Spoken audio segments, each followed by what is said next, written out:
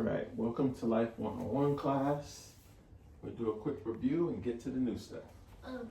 So before there, I explained to you guys about getting paid by the hour. So if you get paid $15 an hour, you work 160 hours a month, you'll get $2,400. You get $50 an hour and work 160 hours a month, you'll get $8,000. So it matters how much you get paid an hour. That's what's important. Another thing that's important is your credit score. The credit score will help determine whether you're allowed to buy a car for a cheaper price or a higher price. Yes, you'll get the same car as everybody else, but if your credit's low, they'll charge you more money a month. Also, credit score can help you buy a house. As you get older, you have to choose between jobs like fast food jobs, labor jobs, police officer, a nurse, a doctor, a lawyer, CEO, entertainer, or other. As you notice, there's different amount of money that they make per year based on what job you get. Other things to take away your money is car notes. If you get an expensive car that's $1,000 a month and you're only making $15 an hour, which is only $2,400, well, now that's half your money gone. Not to mention, whenever you rent or buy a house, that's another $1,000. So if you're making $2,400 a month and $2,000 gone, all you got left is $400 to survive off of that for that month. And that doesn't include groceries that you may need, electricity, water, gas to keep you warm and cook the food. All these things play a factor. So you have to consider everything on here when you move out and get your own place. So things that your parents do are not very easy because these are all the things that we have to consider and try to keep track of.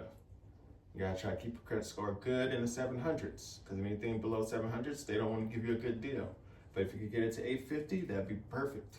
You could practically get one of these cars almost free. They won't say, you gotta put $3,000 down or $5,000 down. You get an 850 credit score, they say you could drive off with that car. We trust you, because your credit's good. That's what credit is all about, trust. But how do you get a credit score good? Anybody know? Michael? Unfortunately, working is only the part that gets you the money. And the money that you do work, you can use it to pay for your credit score. But your credit score only builds by, Landon? School? No, not by school. Education? No, not by education. Michael? College funds? No. Credit scores actually has to do with getting a credit card and taking out a loan. So every month when you pay on that credit card or pay on that loan, that builds your credit. That shows them that, okay, we can trust this person to pay us back, because they keep paying us back every month for 2 to 3 years or however long it takes you to pay them back. So they say, hey, we can trust this person, so we give them a good credit score. And then you keep it up and you have an excellent credit score. So that's how you build your credit. But you gotta make sure that you can do it. So this is the review of the stuff that we did before when y'all were younger. Yeah, I remember that. Now we're going on to the new stuff. So up here, I have a picture of a heart. And over here is a picture of a jail cell. And over here is a picture of a coffin. Now it's kind of hard to see what all this plays in part, but I'm gonna explain it to y'all so that way y'all get it and understand. The heart is basically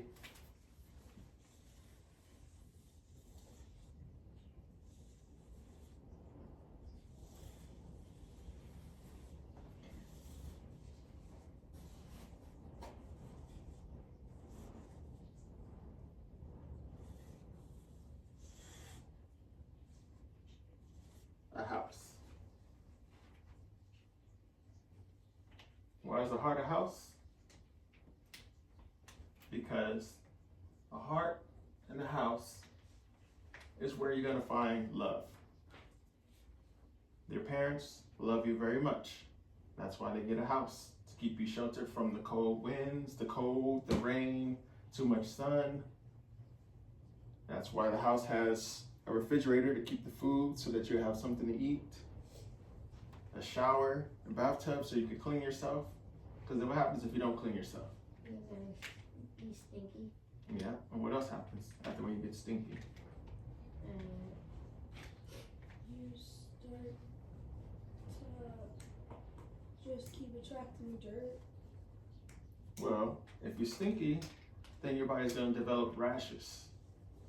Because your body's not clean, so it's getting dirty, and your skin is getting clogged up with all the dirt pores, and it's gonna force it out by pushing the skin and make rashes and bubbles and stuff like that. Also, that could lead to bad health. Because you're stinky, now you're inhaling the stink, and your body's like, ew, we don't like this in our lungs, but I have to smell it every time because we stink. So that's why it's important to take showers and baths to keep your body clean so you don't get sick. But there's more than just that to keeping your body from getting sick. You also have to exercise, eat healthy. Those things are really important. So a house is how parents provide another form of love for their kids. So when the house gets messy and we got stuff all over the place, why do you think we want you guys to pick up all that stuff all over the place and keep the house clean? Because when people come by, they're gonna say, "Oh, this is messy house. Oh, I don't want to come inside." That's right. What else?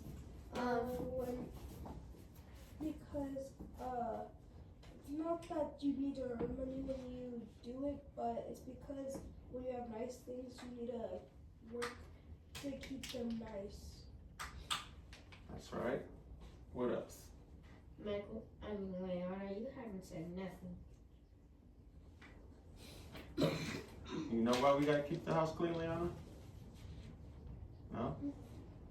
Well, another reason is because just like how our bodies get dirty and we can get sick, if the house is dirty, we could get sick.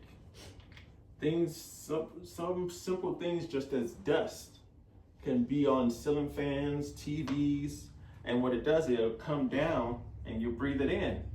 And it goes into your lungs, and your lungs like, oh, dust. No, we gotta push this out. So now we're getting sick. Or there's trash on the ground. You gotta either, if it gets too messy, you could trip on it, you could step on it, it gets on your shoes or your feet, or it could get a smell too, because of the stink of it being there too long. And now you get sick from the smell.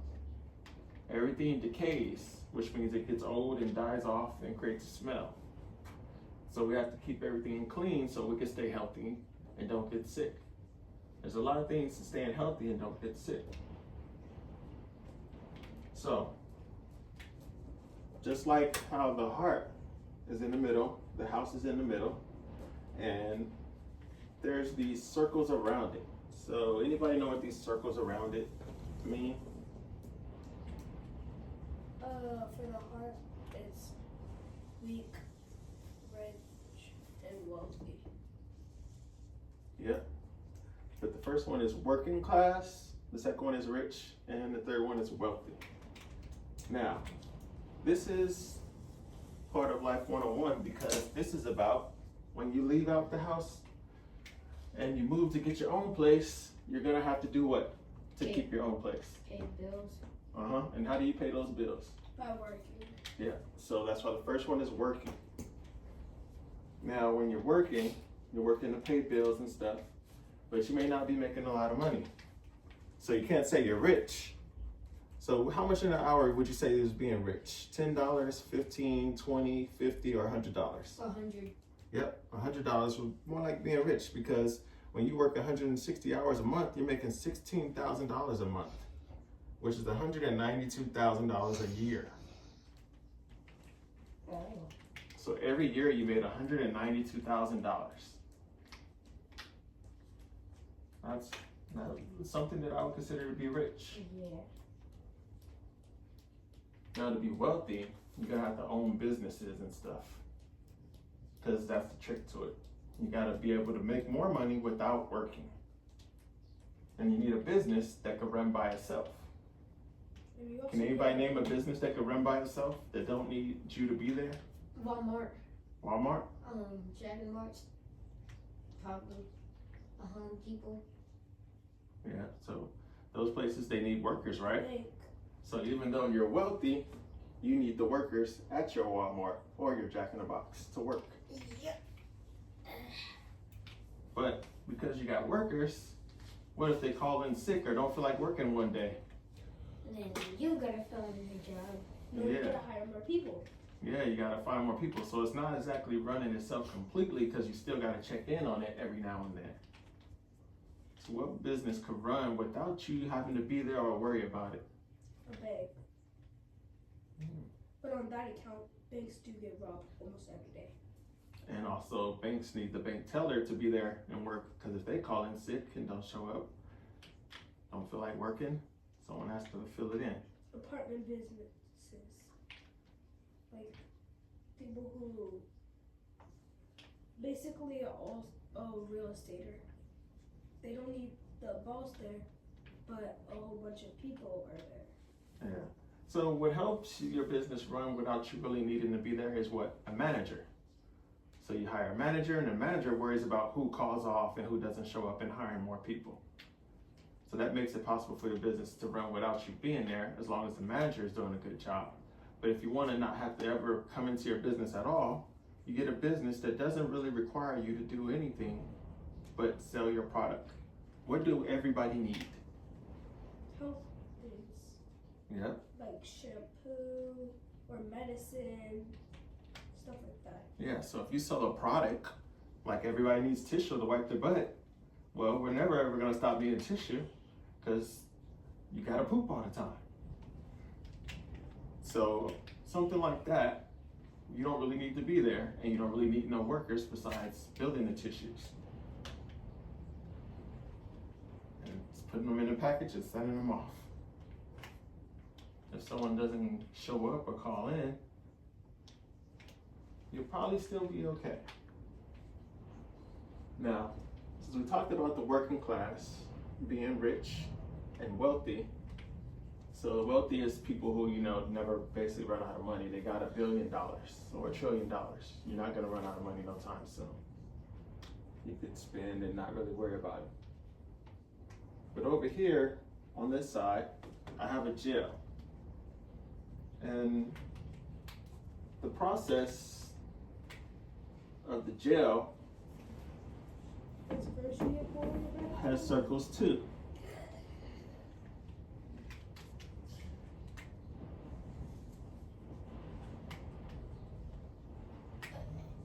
The first circle is the police officers.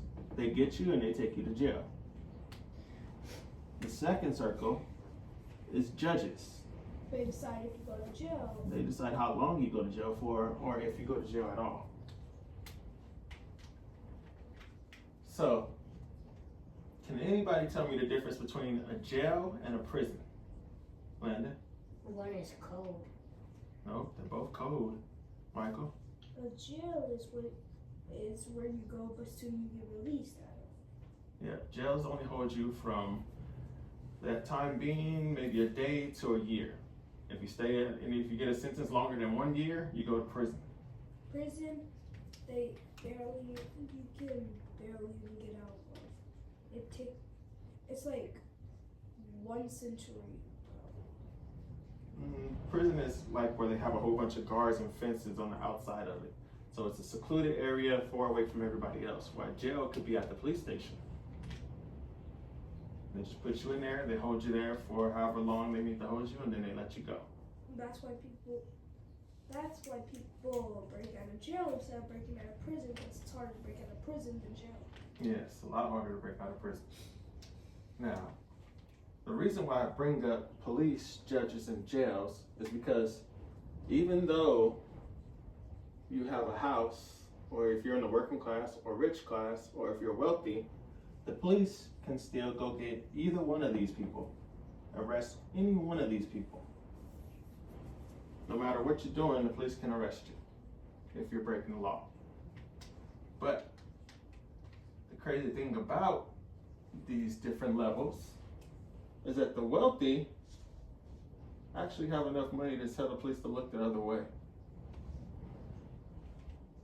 The working class, on the other end, they don't have enough money to even go to jail. They can't afford it because they'll lose everything. So you're not going to want to be the working class. You're gonna wanna go to college and get the highest degree you can get, which is a doctor's degree, and get up to the rich class. And if you can stretch it past the rich, make it to the wealthy class. But the home and the heart is in the middle for a reason. And why do you think the home and the heart is in the middle for a reason? Because the heart is love. Mm-hmm. Also, the heart is also what you use, what the body needs. If you live without a heart, well, you won't be able to. Yes. But the reason that the home is in there is because to the body, the heart is the body's home. Yes, the heart and the home is where it all starts. You start off in the home, and then you go out to the working class and make it further as you can. Now, police don't know everybody, but they have to protect everybody. If you're not taught at home how to behave, how to be good, how to listen and do things, guess what the police are gonna do? They don't know you. They don't love you, but they have a job to do to get you under arrest and go to jail, and they need you to say certain things in order for them to be able to take you to jail, or need you to do certain things for them to take you to jail. And because they don't know you and they don't love you, they're most likely gonna treat you really harshly and do hard tactics to get you to do what they want. Like, for instance, if your parents never taught you, never gave you whoopings, never gave you punishments, you think you could do whatever you want. Police officers are going to give you commands to tell you what to do. They're going to say, put your hands behind your back. And if you're going to tell them no or give them a hard time, guess what they're going to do? They're going to take out their baton or they're going to take out their gun. And they're going to tell you to comply. And if you don't, they're going to beat you with it or shoot you. This is why everything starts from the home. If you're not taught to listen, to stay organized, to follow directions, the police are going to teach you the hard way. And it's either going to hurt you really bad or they're going to kill you. Or are the police the only ones who are going to teach you the hard way? No, we also got something called gangs.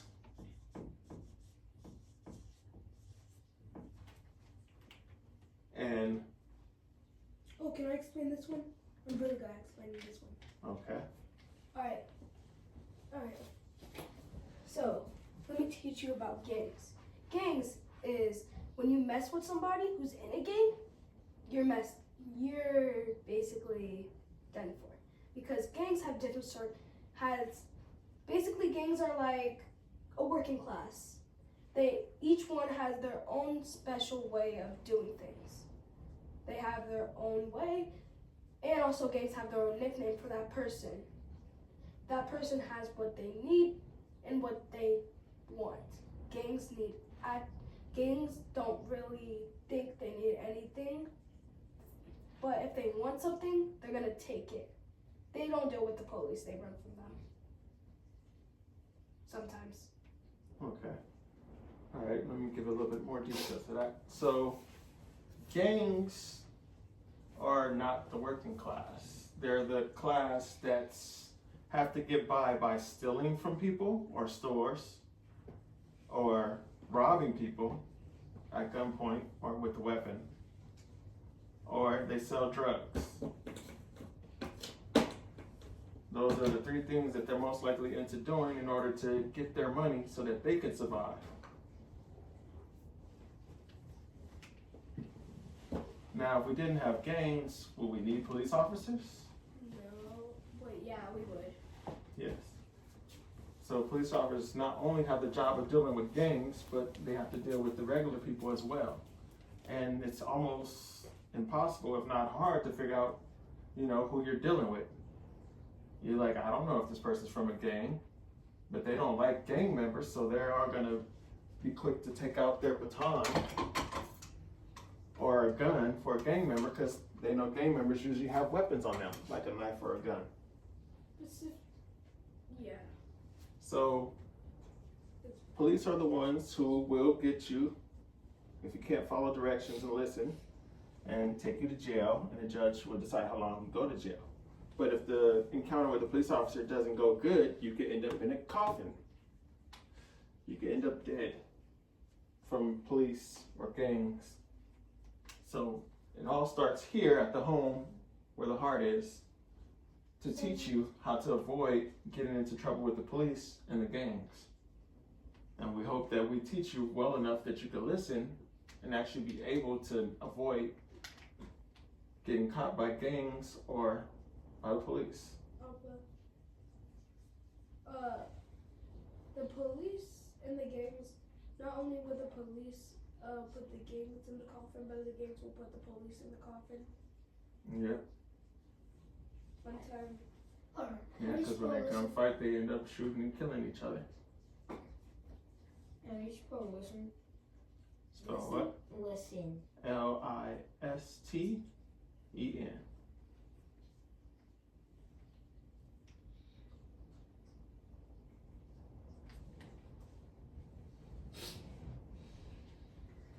So something to know about this up here. This actually has levels to it. So you can end up in the hospital, and you could end up in the coffin. But what you need to understand when I put these green things right here is that these things cost money. So even though, let's say when you're first born, being a baby, You cost money. you cost money, $5,000 or more, $5,000 just for you to be born. That's just crazy. Yes, very crazy. And then when you die, the coffin costs like $10,000 or more. Plus the funeral. Yep, plus the funeral fees. So you end up spending almost $15,000 or $20,000 just to bury somebody. So if you're in the working class, how do you come up with that money? You're not really making that much money to begin with. So you're asking everybody for their help, and it's draining everybody else's pockets. Well, all because you didn't want to listen. If you don't want to listen, you're not just costing the police a hassle, the judges a hassle, but then when you get killed, you're costing everybody else at home a hassle to come up with the money to bury you because you didn't want to listen. So that it starts from the home to try to save you from ending up there or there, in a coffin or in jail or prison. You also know some people just get innocently killed even though they listen. Yes, accidents happen. And if accidents do happen, there's a thing called victims. You get a victim's amount of money from the state that will pay for your coffin if you're a victim. But if you're not the victim, then it's on everybody else to pay for your coffin. But what about if you're a hostage? Like, yeah, so a hostage will be a victim because they didn't do nothing wrong. But if you don't listen and you do stuff wrong, then it'll be up to everybody else to pay for your coffin or try to visit you while you're in jail or prison. And that's very costly. And you can avoid all of that just by listening and following directions. That way, if you're accidentally a hostage or a victim to a crime, it'll be paid for by the state. I have a question. Yes. What if, say, a gang member takes somebody hostage, but a police shoots the hostage on purpose, and so that way the gang member drops the hostage, but the policeman still shoots the gang member. Yeah. So they're not supposed to do that, but if they do that, then you also can receive money from the police station because the police officers knows better and they're trained not to take shots like that where they could possibly hit the hostage. So yes, the state will pay you and the police department will pay you for that. People have been in those situations and they received, quite a bit of money, millions of dollars. Won't the police officer go to jail though? That could be up to the police department. They could say, hey, you know what? You made this mistake before. We don't want you to make it again. We're pressing charges against you. Or our police department may say, like, this is his first time, and he was working extra hours, so he might have been not thinking straight. So it all depends on their police department and what happened that day. So now for this next part, I'm gonna give y'all a live experience.